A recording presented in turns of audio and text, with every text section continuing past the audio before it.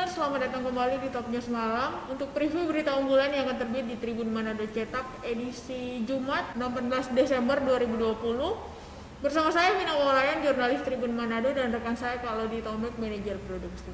Halo Kak. Ya, selamat malam Vin, selamat malam Tribuners. Untuk preview berita edisi Jumat tanggal 18 Desember 2020, kita mencoba mengikuti pleno akhir soal pilkada di Sulawesi Utara. Itu ada 7 kabupaten kota yang telah selesaikan perhitungan suara rekapitulasi oleh Komisi Pemilihan Umum KPU, di mana memang hasilnya itu tidak beda jauh dengan hasil hitungan cepat atau quick count itu. Kita mulai misalnya dari Bitung, masih dimenangkan oleh Maurits Mantiri sama Hengki Honandar. Kemudian di Minahasa Utara masih Jone Ganda dan Kevin Lotulong. Di Manado, nah ini paling terakhir tadi di Manado, itu masih dimenangkan oleh Andre Ang sama Richard Sualang. Kemudian Tomohon masih Karol Senduk sama Weni Lumentut. Minahasa Selatan masih Franky Bongkar dan Petra Rembang. Kemudian Boltim itu satu-satunya yang pengusung partai dari luar PDIP, ini Syarul Mamonto dengan Oscar Manopo, itu diusung oleh Nasdem. Nah, itu yang menang di Boltim. Bolsel? Terakhir Bolsel itu masih petahana Iskandar Kamaru dan Dedi Hamid yang memenangkan pertarungan.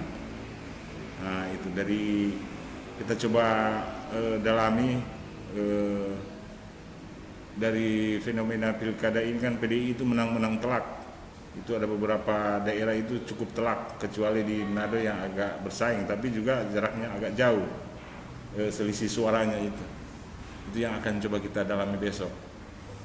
Kemudian isu kedua soal perkembangan COVID-19 di Sulawesi Utara. Ini ada informasi terbaru, 2 petugas kepolisian itu positif COVID. Itu ada di Polres Bolsel kalau salah. Ini diduga terkait dengan kegiatan pilkada di Bolsel.